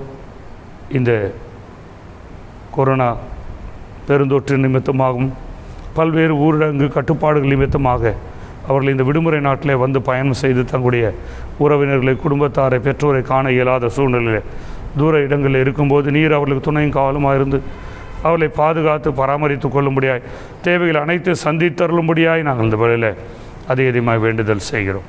இந்த வேளை கூட முதியவர்கள், பெரியவர்களுக்காக ஜெபிக்கிறோம். அனைவருக்கும் நல்ல சுகத்தையும் பலத்தையும் தந்து நீண்ட ஆயுளை தீர்க்காய்ச்ச கட்டளையிடும்படியாக ஜெபிக்கிறோம். வியாபாரத்திலே பல்வேறு தங்களுடைய சுய பணிகளிலே இணைந்திருக்கிற, துவங்கியிருக்கிற மக்கள், துவங்குவதற்காக ஏற்பாடுகளை செய்கிற மக்கள் ஒவ்வொருக்காக வேண்டுதல் செய்கிறோம். அவர்களுக்கெல்லாம் நல்ல சூழலை, அவருடைய தொழிலை, வியாபாரங்களை நீதாமை கை தூக்கி விடும்படியாக ஆசீர்வதிக்கும்படியாக வேண்டுதல் செய்கிறோம். வியாதியாய் பலவீனமாக இருக்கிற மக்களுக்காக வேண்டுகிறோம். அவருடைய வியாதி பலவீனங்கள், அவருடைய மனசோர்வுகள், கண்ணீர்கள், கவலையிலிருந்தெல்லாம் விடுதலை தரும்படியாக நான் வேண்டுகிறோம். இந்த வேலை கூட எங்களுடைய ஆலய பணியாளருக்காக, அவர் தம் குடும்பத்திற்காக நன்றி செலுத்துகிறோம், வேண்டுகிறோம். சிறுங்காவூர் கொக்குமேடு கிராம ஊழியர்களுக்காக துதிக்கிறோம். மிஷினரிக்காக, அவருடைய குடும்பத்துக்காக வேண்டுதல் செய்கிறோம். எங்களுடைய திருச்சபை சார்ந்த அனைவரையும் உங்களுடைய பொற்பாதங்களை அர்ப்பணிக்கிறோம். இந்த கொரோனா பெருந்தொற்று காலங்களிலே பல்வேறு ஆண்டவரே இன்னல்களை, வியாதிகளை, இந்த தொற்றிலிருந்தெல்லாம் நீங்கி ஆண்டவரே சுகத்தோடு இருக்கிற போதும் எங்களுடைய திருச்சபையின் பிள்ளைகளுக்காக ஜெபிக்கிறோம். நீ சுகம் தந்ததுக்காக நன்றியோடுமை துதிக்கிறோம். தொடர்ந்து இந்த பணிகளில் ஈடுபட்டிருக்கிற மருத்துவர்கள், தாதியர்கள், அரசு அதிகாரிகள், பல்வேறு துறையினர், சுகாதாரத்துறையினர், முன்கள பணியாளர்கள், அநேக சமூக ஆர்வலர்கள், அநேக சமூக இயக்கங்கள் அனைவருக்காக மக்கள் நன்றி. அனைவரையும் நீர் ஆசீர்வதியும், அவர்களுக்கு பாதுகாப்பை கட்டளையிடும்படியாக நான் ஜெபிக்கிறோம். சிறப்பாக இந்த வேளை எங்கள் நாட்டிற்காக, நாட்டின் தலைவர்களுக்காக, ஆட்சியாளர்களுக்காக, அரசு அதிகாரிகளுக்காக வேண்டுகிறோம். அவர்களுக்கு வேண்டிய நல்ல சுகத்தையும் பலத்தையும் நல்ல ஞானத்தை தந்து எங்களுடைய நாட்டை, மக்களை நல்வழியில் நடத்த நல்ல திட்டங்களை வகுத்து நல்ல அந்த பொருளாதார பின்னடைவு இருக்கின்ற இந்த எங்களுடைய இந்திய சூழலில் நல்ல ஒரு முன்னேற்றத்துக்கு எடுத்து செல்ல நீர் வழி நடத்தும்படியாக ஜெபிக்கிறோம். எங்களை சுற்றி இருக்கிற அண்டை நாடுகளுக்காக, குறிப்பாக எல்லையோர பகுதியில் இருக்கிற அச்சுறுத்தல்கள், போர் சூழல்கள், தீவிரவாதங்கள், வன்முறைகள் நீங்கி அமைதி, சமாதானம் காணப்பட, அனைத்து உலக நாடுகளில் அமைதி காணப்பட நாங்கள் வேண்டுகிறோம். ஆங்காங்கு ஏற்படுகிற பேரிடர்கள், இயற்கை சீற்றங்கள், காட்டு தீயினால் ஏற்படுகிற நஷ்டங்கள், உயிர் ஆண்டவரே இழப்புகள் அவற்றையெல்லாம் நீக்கி உலக அளவிலே ஆண்டவரே உயிர் பாதுகாப்பை, உலக அமைதியை, சமாதானத்தை கட்டளையிடும்படியாக ஜெபிக்கிறோம். எங்களுடைய பேராயத்திற்காக, பேராயத்தின் திருப்பணிகளுக்காக, தென்னிந்திய திருச்சபைக்காக, தென்னிந்திய திருச்சபை அலுவலர்கள், மாடரேட்டர் மற்றும் எங்களுடைய தென்னிந்திய திருச்சபையில் இருக்கிற அனைத்து பேராயர்கள், ஆயர்கள், திருப்பணியாளர்கள், மிஷினரிகள், கிராம ஊழியர்கள், எங்களுடைய திருச்சபையின் குடும்பங்கள், இறை மக்கள் அனைவரையும் நீர் ஆசீர்வதித்து பாதுகாத்து பராமரித்து வழிநடத்தும்படியாய் அந்த வேலை வேண்டுதல் செய்கிறோம். இந்த வேலையில் கூட ஆண்டவரே, எங்களுடைய திருச்சபையின் செயலர், பொருளர், கமிட்டி அங்கத்தினர்கள், ஐக்கிய குழுக்களின் பொறுப்பாளர்கள், சிறப்பாக மீண்டுமாக வாலிப ஐக்கிய சங்கத்திற்காக நாங்கள் வேண்டுதல் செய்கிறோம். பிள்ளைகள் உற்சாகமாக இந்த தொற்று காலங்களில் வந்து தங்களுடைய பங்களிப்பை அளிக்கின்ற நம்முடைய பிள்ளைகளோடு இருக்கட்டும். நம்முடைய கிருபை இருந்து அவர்களை தாங்கி வழிநடத்தும்படியாக வருகின்ற நாட்களில் சிறப்பாக நாங்கள் ஆண்டவரே இந்த ஐக்கிய வழிபாடுகளையும் ஐக்கிய குழுக்களை நடத்துவதற்கான வாய்ப்புகளை நீர் உருவாக்கி தரும்படியாக நாங்கள் வேண்டுதல் செய்கிறோம். இந்த வேளையில் கூட தங்களுக்கு இனிமையானவர்களை எழுந்து தவிக்கிற மக்களுக்காக நாங்கள் வேண்டுதல் செய்கிறோம். குறிப்பாக கடந்த 19, 20 ஆகிய தேதிகளில் ஆயர் குடும்பங்களில் ஏற்பட்டிருக்கிற இழப்புகளுக்காக வேண்டுதல் செய்கிறோம். எங்களுடைய காலம் சென்ற செல்வம் ஆயருடைய தகப்பனார், உதயவன்மார் அவரன் பேனல் ராஜ்குமாருடைய மாமியார் மற்றும் எங்களுடைய முன்னாள் சாப்ளினாக இருந்த ரெவரன் பிரின்ஸ் செல்லப்பா ஆயர் அவருடைய நல்வாழ்வுக்காக வேண்டுதல் செய்கிறோம். அவர்கள் ஆண்டவரே தங்களுடைய வயது மூப்பின் நிமித்தமாக இந்த உலகத்தை விட்டு பிரிந்து உங்களுடைய சமூகத்தில் வந்து சேர்ந்திருக்கிறார்கள். அவருடைய ஊழியங்களை அவருடைய எண்ணிமுக்கு நன்றி செலுத்துகிறோம். அவருடைய குடும்பங்களை நீர் ஆறுதல் படுத்தும், அவருடைய ஆத்மா சாந்தியடை நீர் அருள் புரியும்படியாக வேண்டுதல் செய்யும் விதமாக ஆண்டவர் அநேக விசுவாசிகள், நம்முடைய பிள்ளைகள், ஊழியக்காரர்கள் பல்வேறு சூழலினால் இந்த உலகத்தை விட்டு உண்மையிடத்தில் வந்து சேர்ந்திருக்க அவருடைய ஆத்மா சாந்தியடவும் அவர்களை நம்முடைய வருகை நாளை காண்போன்ற நம்பிக்கையில் உயிர்த்தல் நம்பிக்கைக்குள்ளாக தொடர்ந்து வழிநடத்தி குடும்பங்களுக்கு ஆறுதலையும் சமாதானத்தை கட்டளையிடும்படியாக ஜெபிக்கிறோம். எங்களை தாழ்த்தும்படி திருக்கரங்களை தருகிறோம். துதி கன மகிமை அனைத்தும் மக்கள் எடுக்கிறோம். மீட்பர் பாதம் பணிந்து வேண்டுகிறோம். எங்கள் தாயும் தந்தையுமான அன்பின் நல்ல ஆண்டவரே, ஆமேன்.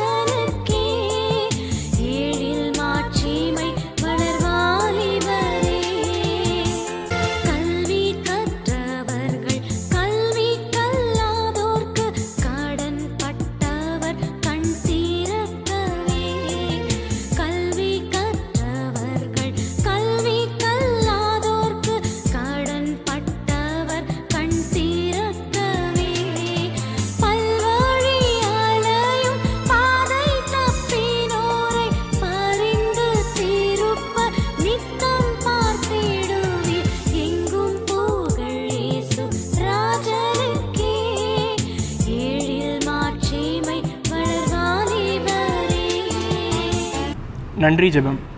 அன்பின் ஆண்டவரே, இந்த கொரோனா காலத்தில் எங்கள் அனைவரையும் பாதுகாத்து பலப்படுத்தி வருவதற்காக இறைவா உமக்கு நன்றி செலுத்துகிறோம். எங்கள் இந்திய நாட்டில், குறிப்பாக தமிழ்நாட்டில் தங்கள் அன்பானவர்களை இழந்தவர்களுக்காக ஆறுதல் அளித்தீரே. குறிப்பாக எம் ஆலயத்தில் தங்களுக்கு அருமையானவர்களை இழந்தவர்களை தேற்றி அரவணைத்து திடப்படுத்தியதற்காக இறைவா உமக்கு நன்றி செலுத்துகிறோம்.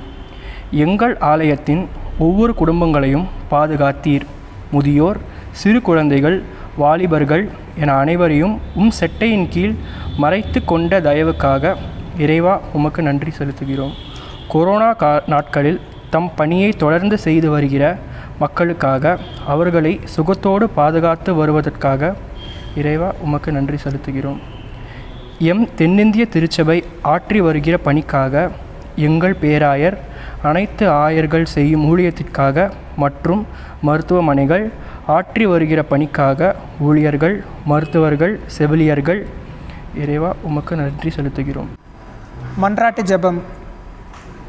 எங்கள் திருச்சபையின் வாலிபர் குழு வாலிபர்களுக்காக இந்த கொரோனா நோய் தொற்று காலத்தில் உடல் உள்ளம் சோர்வடையாமல் தங்கள் பணிகளை சிறந்த முறையில் செய்வதற்காக மன்றாடுகிறோம். ஆண்டவரே, எங்கள் மன்றாட்டை கேட்டருளும். வேலை இழந்து தன் குடும்பத்தை பாதுகாக்க போராடும் மக்களுக்காக, வாழ்வாதாரத்தை இழந்து வாழ்ந்து வருபவர்களுக்காக, ஒருவேளை உணவு கிடைக்க வழியின்றி வாடும் ஏழை எளியவர்களின் வாழ்வுக்காக மன்றாடுகிறோம். ஆண்டவரே, எங்கள் மன்றாட்டை கேட்டருளும்.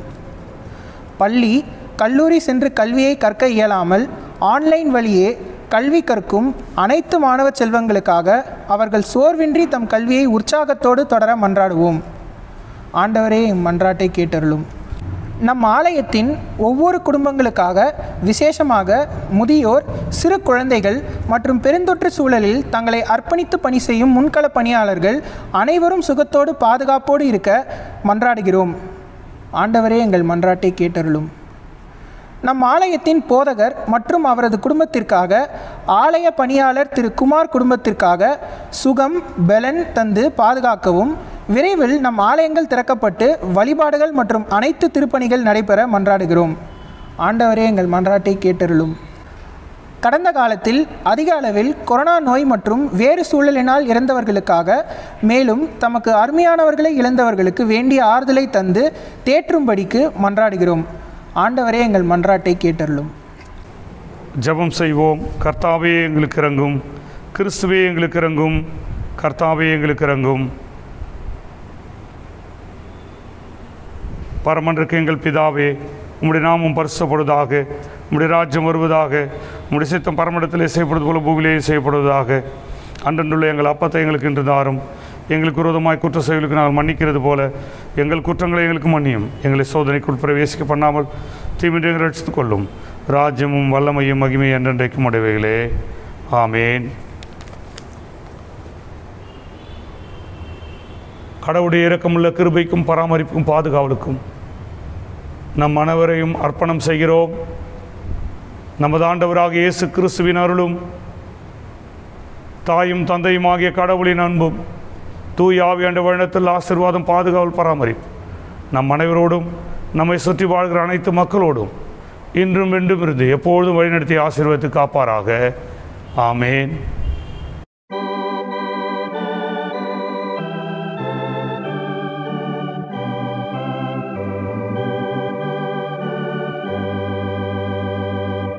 தெய்வ ஆசீர்வாதத்தோடே வழியாரை அனுப்பும் வார்த்தை என்னும் அப்பத்தாலே போஷித்து வளர்ப்பியும் இப்போதும்மை தேடி வந்து மனதார போற்றினோ மோட்சலோகத்தில் கழித்து உம்மை வாழ்த்தி தொழுவோம். ஆமென். கர்த்தர் உங்களோடு இருப்பாராக. அவர் உமது ஆவியோடும் இருப்பாராக. சமாதானத்தோடு அவரவர் இல்லத்திலே பாதுகாப்பாக இருக்க கடவோம். கர்த்தருடைய நாமத்தினாலே ஆமேன்.